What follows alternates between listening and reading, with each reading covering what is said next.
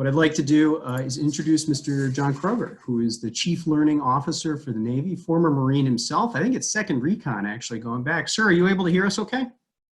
I'm able to hear you fine. How are you? Better every day, sir, and all the more so for having you aboard here. Thank you so much for making time and taking a few minutes to talk with us about distributed learning and experiences and the opportunities that we face in the near future here. We'd love for you to take it away, sir, for the next 15 or so. Yeah, what direction would you guys like to take this conversation? So many. I would say in particular two things. So one, we know that you've been thinking a lot about what education might look like in the 21st century. We got about 160 people on right now from across the fleet, wondering in particular about two things. So one, our coming months, at least, will be very different from our usual way of approaching the world. How might we think about that, since we're going to be more distributed than usual, as an opportunity rather than simply an imposition or something that makes it harder for us to get things done? I think we suspect that your perspective on distributed learning is going to be really useful for that. And maybe this is an opportunity for us all to refresh and think about how we might make the obstacle the way, to choose an old phrase there. And anything else that you're touching that speaks to those ideas or that you'd like the fleet to know about, sir, we'd be proud to hear about. Fantastic. Well, I guess where I would start is say that when you have a public health crisis this large, there's no silver lining, right? This is a really pretty devastating moment around the country. You know, we're certainly going to see a lot of senior citizens at risk, and you know, real economic threat to a lot of people who are in danger of losing jobs, already losing their jobs. So, you know, I love the positivity, but I want to frame that by saying, right, this is obviously a really challenging time for the country.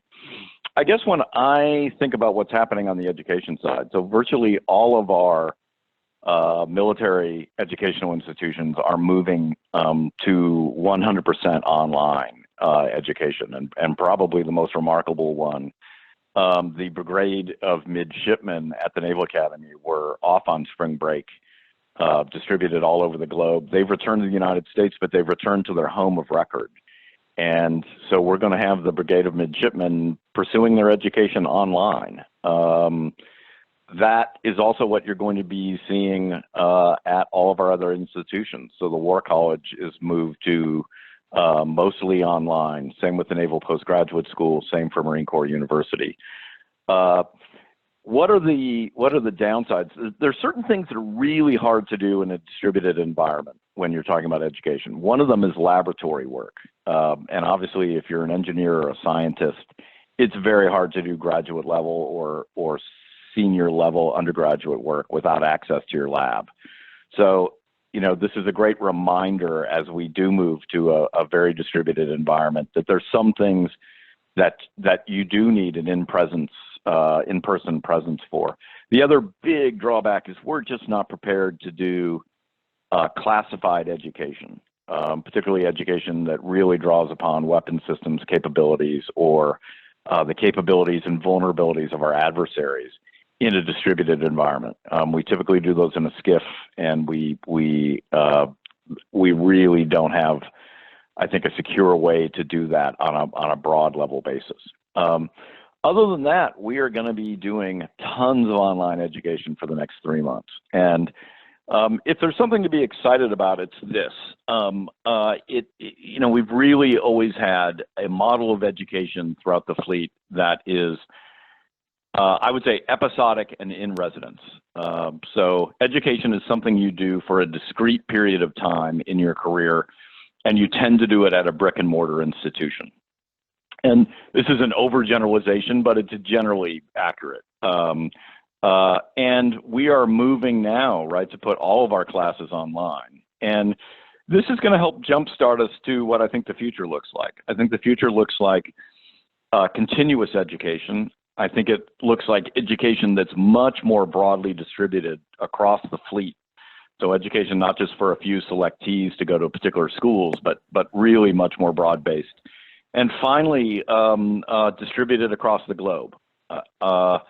And so, part of our new naval education strategy is to take advantage of online education in much more profound ways. So our model for the new Naval Community College for enlisted sailors and Marines is a 100% online system. And we've got plans to do online and low residence education at both the postgraduate school and the War College. So in a lot of ways, this is going to jumpstart that capability. When we get back together in fall, hopefully this will have settled down. We're going to be in a position to assess what worked, what didn't work, what classes were effective, what ones weren't, what are things that we still need to do in person, and what things we can do really effectively online. So it's, if there's an upside, it's that it's a giant accelerated experiment in massive, broad-scale online education, and we're going to learn so much from the next 3 months. We're going to come out of this with lots of professors, many of whom have never taught an online course, all of a sudden having deep experience in it, and that will help us generate the next generation of Navy and Marine Corps education. Sure, that's wonderful. Tremendous news and very timely. I'm just going to interject here real quick to remind those listening that this is the first of what will hopefully be many CAWcasts from the Centers for Adaptive Warfighting, powered by NavalX, but run by Marines and sailors and naval civilians across the fleet. Our theme for today is connectedness. The chat box is for anything you'd like to talk about, and the Q&A in particular, as Mr. Schoenberger just discovered, is for asking questions, which I'll be happy to pose to our panelists, especially when, as with Mr. Kroger, they're on the phone. And I'll get to that one just in 1 second here. And again, we're on social media rules, as it were. So no CUI, no FOUO, but we're doing our best to talk about issues of concern to all of us, and also the opportunities that they afford, because while these are times filled with reasons for sobriety, there are also times that, as Mr. Kroger just alluded to, force us to make some hopefully useful and interesting choices about our future. And sir, I hear you saying that the next 3 months in particular are going to be pretty high impact, high magnitude, high opportunity for our education apparatus. I see one question here from our attendees. How might we prepare our instructors for online education? So I think this is the biggest challenge that we've got. And I'm not speaking just of professional military education at our schools. All over higher education, we have lots of faculty members who have never taught online courses. And I'm sort of typical of that, right? I've been teaching at the undergraduate or graduate level since the mid 1990s, and have never taught an online class. And so we have a lot of faculty members for whom this is a brand new experience. This is happening not just in our schools, but obviously at universities across the country, right? So Harvard, Princeton, Stanford. All of the leading universities that have really relied historically on in-person classroom teaching are now trying to put their classes online. And that is really challenging. It really requires a different set of skills and a different orientation to the work. So I think this is going to be a bit of a work in progress. I mean, I think some faculty members at our institutions have already taught online classes before, have a strong sense of what they think works for them and what doesn't, and they'll take to this, very easily. I think for others, it's going to be really challenging. I mean, I don't want to overstate the challenge, but anytime someone who's been doing a job very successfully for 15 or 20 years in one particular way, and then all of a sudden very abruptly has to completely modify how they do their work. They're going to experience that as stressful and a little awkward. They're going to try some things that won't work. I think students are going to have to be a bit patient as we all work on this new environment together. I know as a faculty member, I would struggle with this a bit. I'm not sure I would come to this with as good instincts as maybe some younger faculty members who may find this environment, having grown up right in an era where online virtual interaction is much more common.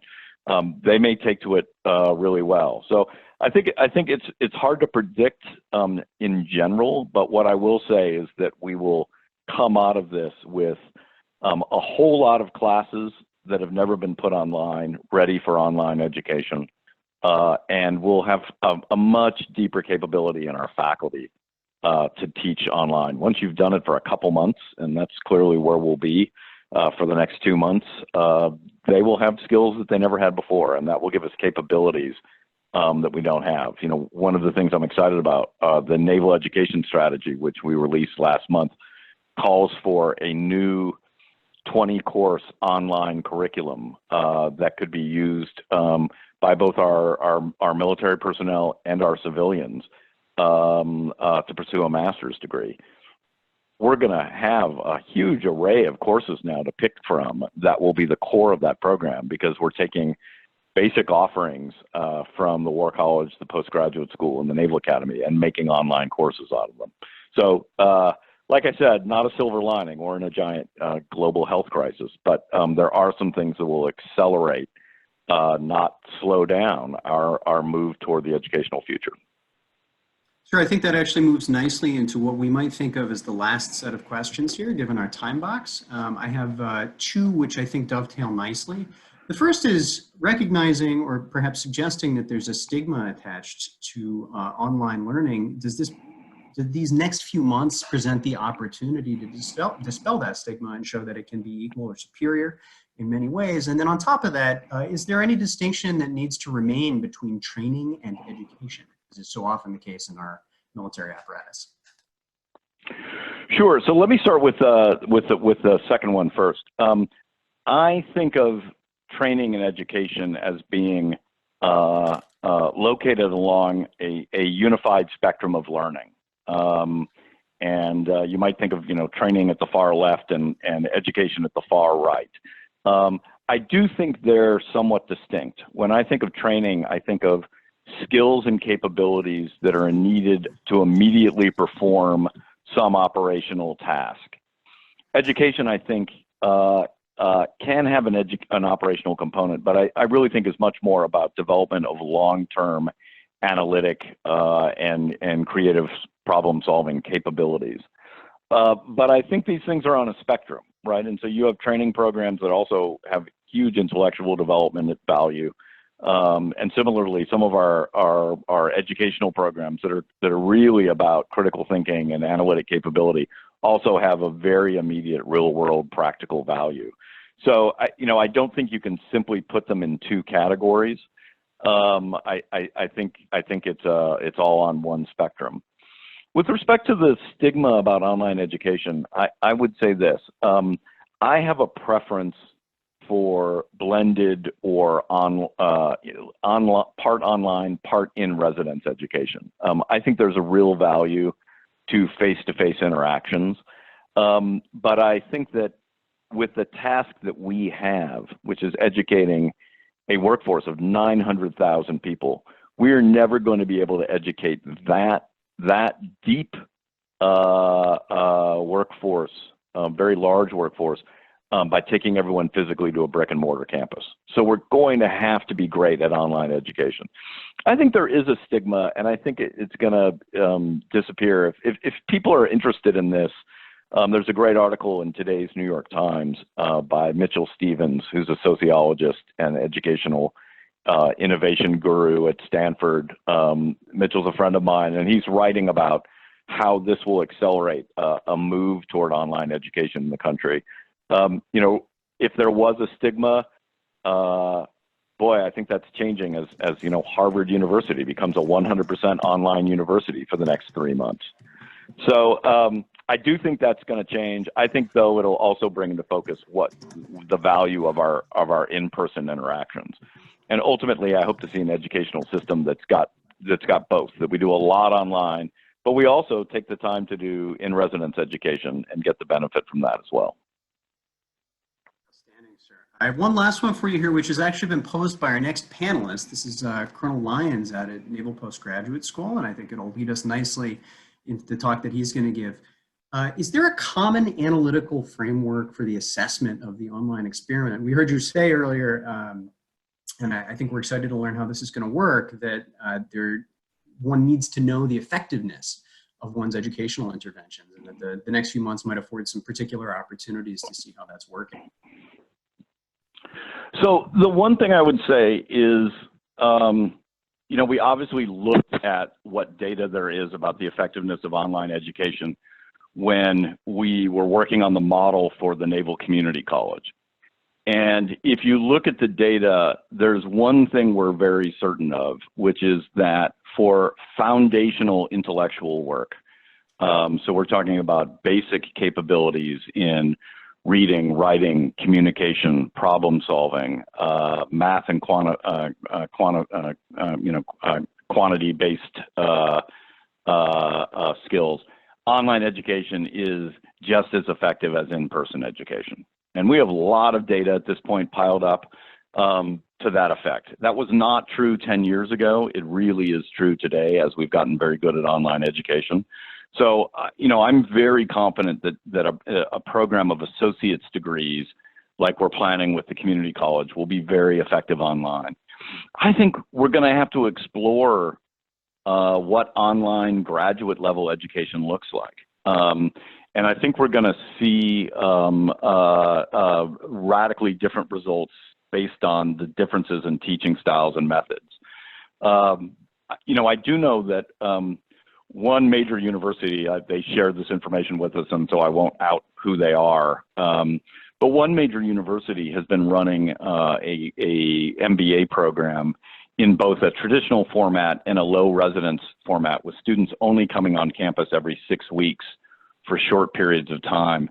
And they actually think the results in their low residence program are better than their traditional program.